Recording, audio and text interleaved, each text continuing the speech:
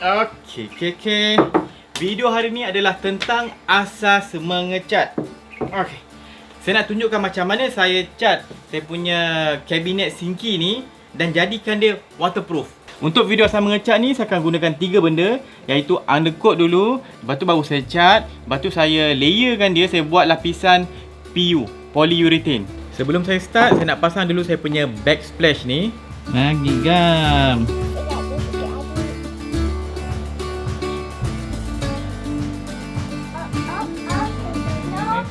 Dah settle saya punya backsplash, saya mulakan dengan step pertama, iaitu sediakan permukaan yang kita akan cat nanti.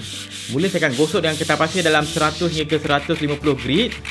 Nak pakai tangan boleh, nak pakai sander pun boleh. Tapi yang penting lepas settle kita sand ni, kita kena pastikan tak ada benda asing dekat atas permukaan tempat kita nak cat. Kita lap dengan kain lembap sikit boleh, lepas tu pula vacuum. Dan untuk lebih kemas lagi, pakai painter tape ataupun masking tape untuk tempat yang tak nak kena cat. Ini saya punya undercoat. Ini layer pertama kita. Kita sediakan surface untuk cat dia. Kalau permukaan flat macam ni, kita boleh pakai roller, senang je. Tengok tak, saya pakai roller ni. Ni. Sekali layer, balon je. Macam tu je.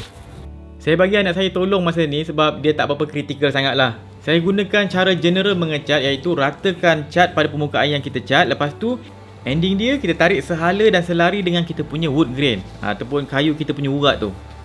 Disebabkan primer ataupun undercoat tadi tu kena tunggu dalam sejam 2 jam untuk kering, jadi saya kena simpan saya punya bros ni. Saya tak nak cuci dulu, saya simpan dekat dalam plastik. Lepas tu saya letak sikit thinner supaya dia kekal lembap, dia tak kering keras. Lepas tu simpanlah, bila nak guna nanti kita keluarkan dari plastik ni, guna je terus.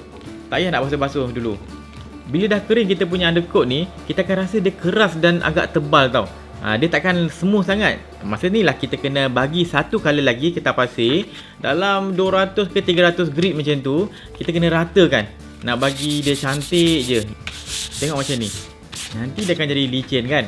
Disebabkan ini layer pertama dan tak berapa kritikal, saya gunakan orbital sander saya lah. Senang sikit, saya nak ratakan, licinkan semua saya punya undercoat ni. Tapi jangan pakai kelajuan laju, saya guna paling slow. Kalau kuat sangat nanti undercoat kita boleh hilang sampai nampak kayu balik. Lepas tu kita kena lap lah. Dia sama je, bila kita lepas gunakan kertas pasir, sander kita mesti lap. Sebab kita tak nak permukaan kita ada sebarang habuk, tak nak ada benda asing. Kalau ada benda asing dekat atas permukaan tempat yang kita nak cat, dia akan buatkan kita punya cat nanti tak cantik. Lepas tu kita ulanglah balik proses mengecat primer ni, undercoat kita. Ratakan cat tu, kemudian kita tariklah sekali satu hala mengikut kita punya urat kayu.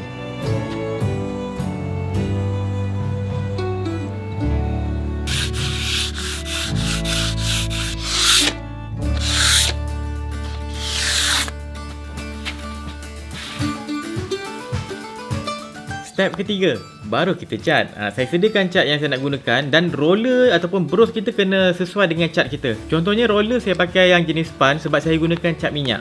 Lepas tu gunakan kaedah yang sama macam kita apply cat-cat sebelum ni. Kita punya primer, undercoat semua konsep lebih kurang je. Ratakan cat, lepas tu final dia kita tarik sekali satu hala mengikut arah urat kayu kita. Ada beza tekstur antara brush dengan roller. Bila dah kering ni, kita nampak tak? Ada macam belen-belen putih-putih sikit kan? Jangan risau. Ini baru layer pertama. Sebelum kita apply layer kedua, kena prepare permukaan. Kena sanding sikit. Mungkin akan ada macam belen-belen putih sikit, tapi jangan risau. Kita akan cat sekali lagi. Okay, dia akan mula makin cantik, makin jelas. Tak ada dah tembus-tembus putih-putih belakang tu. Kalau tak puas hati, boleh buat sampai layer ketiga cat. Tak ada masalah. Cuma kaedah dia sama je. Kita sanding, lepas tu ratakan cat. Ending dia tarik satu hala mengikut arah kayu kita, arah urat kayu. Bila ada balance cat yang terkeluar dekat kita punya penjuru tepi kayu ni, hilangkan. Settle, tunggu kering dan kita boleh apply final coat kita, top coat ataupun varnish. Dia macam cat tapi tak ada warna. Dia lebih pada nak lindung kita punya permukaan yang sudah dicat tu. Ini saya pakai water base punya polyurethane, jadi warna dia macam susu sikit. Kita boleh apply dalam 3 layer untuk simple punya projek. Tapi kalau nak betul-betul bagi dia agak heavy duty, kena 5 hingga ke 6 layer. Ini permukaan yang saya sudah cat. Okay, dah kemas. Dia tak betul-betul fully cure lagi, tapi bolehlah dah lepas 5-6 jam. Lepas tu apply lah. Dia akan warna macam agak-agak cloudy sikit, akan warna macam ada putih-putih sikit. Tapi jangan risau, sebab ini water base memang macam tu. Nanti dia akan hilang. Cara apply sama sahaja. Kita ratakan cat kita ataupun varnish kita dan kita tarik sekali. Dia punya final tu sekali. Tarik sehala je cantik. Macam ni. Tarik slowly sehala je. Kalau ada putih-putih sikit tu tak ada masalah sebab ini memang akan hilang, akan jadi look sinar nanti. Bila dah kering dalam 2 jam macam tu, kita kena sanding balik. Cuma ini kena halus lagi lah. Saya pakai dalam 500 ke 1000 grit. Terpulang korang nak pakai macam mana. Tapi kita kena bagi dia soft sikit pakai sponge. Supaya tekanan sanding kita tu seragam dan lembut je. Sebab kita tak nak kasar-kasar. Ini final coat kita. Lepas sanding kita lap, bagi tak ada berdasing dan ulanglah kita punya varnish.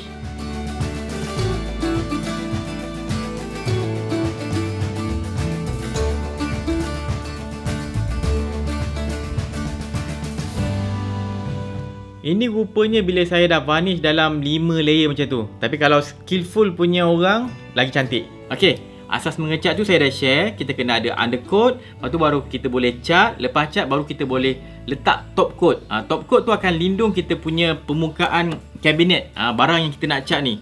Tapi dalam kes saya ni, saya nak buat dapur. Polyurethane tak berapa cun sangat. Sebab dia boleh lah cover sikit. Dia ada water resistant tu ada. Tapi dia bukan fully waterproof.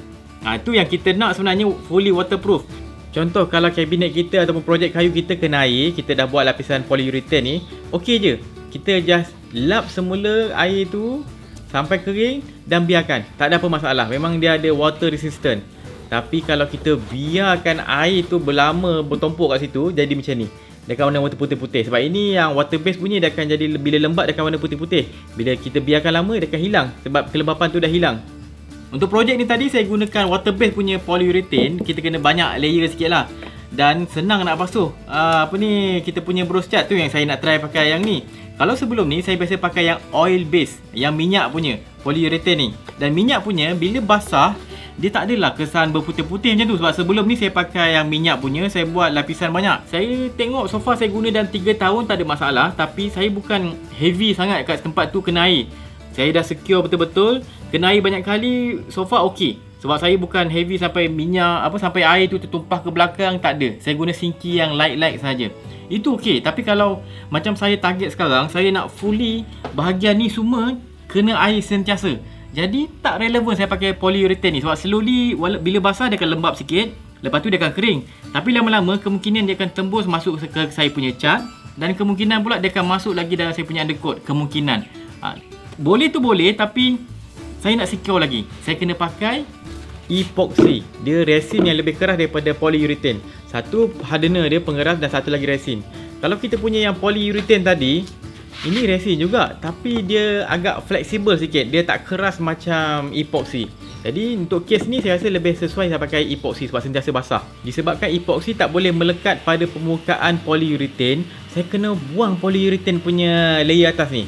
Ni kena sanding. Saya akan sanding balik sampai jumpa cat tu. Atau mungkin akan tembus sikit sampai nampak dia punya undercoat. Tak ada masalah sebab saya akan ulang balik cat sekali lagi. Tapi kalau kita nak apply top coat yang sama jenis, kalau polyurethane dengan polyurethane, tak payah sanding banyak sangat. Just layer sikit je atas tu baru kita apply baru. Yang ini terpaksa sebab beza material. Nampak Saya akan buat sampai nampak sikit saya punya undercoat tu. Dekat celah-celah longkang ni pun saya kena buang juga sebab saya nak apply top coat yang berbeza. Okay, dah settle. Saya lap balik dan apply cat yang sama semula. Untuk kes saya ni saya apply satu layer je, malah banyak. Ini epoxy. Epoxy dia ada kombinasi bahan hardener dengan resin dia. Ini satu pengeras, satu lagi dia punya resin. Gaulkan sampai rata, betul-betul rata dan kita apply. Sama je teknik dia. Ratakan dan last kali tarik sehala. Untuk epoxy ni kena sabar sikit sebab dia lama nak cure. Tapi bila dah cure, kita kena sanding balik guna dalam 500 ke 1000 grit. Lepas tu kita kemaskan, bersihkan balik dia punya habuk-habuk tu pakai kain lembap. Then apply semula. Ni saya buat dalam 3 lapisan saya buat ni. Kalau korang tanya kenapa saya punya video ni lambat keluar, sebab terlalu banyak step saya nak tunjuk. Lepas settle, saya bolehlah pasang sinki saya. Saya pasang dia punya kepala pipe dulu. Okay, pakai gam kena pakai silikon Kalau tak nanti air tembus, kita punya kayu boleh tak tahan lama. Untuk saya punya sinki pun sama juga, saya pakai silikon, baru saya letak dia punya sinki.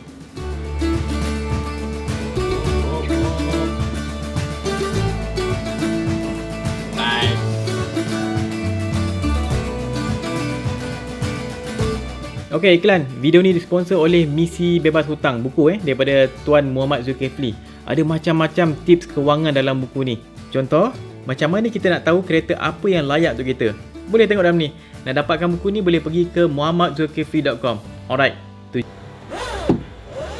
Okey, saya rasa setelah saya punya video asas mengecat, saya dah tunjukkan macam mana kita nak buat 3 layer utama tu. Kita buat pre-coat, undercoat kita, lepas tu kita cat, lepas tu kita buat top coat dia. Di lapisan bawah, lapisan cat, lepas tu lapisan atas dia untuk lindung kita punya permukaan. Kita just kena faham je undercoat tu apa, cat tu apa, top coat tu apa, ataupun finish tu apa. Yang finish dengan cat ni sebenarnya lebih kurang je. Cuma beza antara cat dengan finish adalah yang finish ni dia punya top coat tu. Beza dia adalah cat dia ada pigment, ada pigment warna.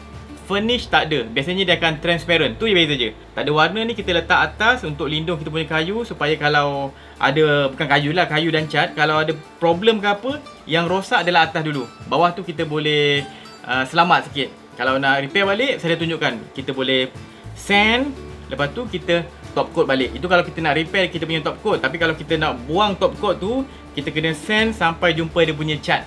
Lepas tu cat satu layer lah. Kalau takut comot kan, cat satu layer balik, lepas tu baru kita top coat sekali lagi. Alright, itu je lah. Saya harap saya punya perkongsian ni bermanfaat. Jangan lupa follow Berani Buat, subscribe YouTube Berani Buat. Saya Wan Syafiq. Jumpa lagi. Assalamualaikum. Saya nak buat dia punya pintu kabinet pula.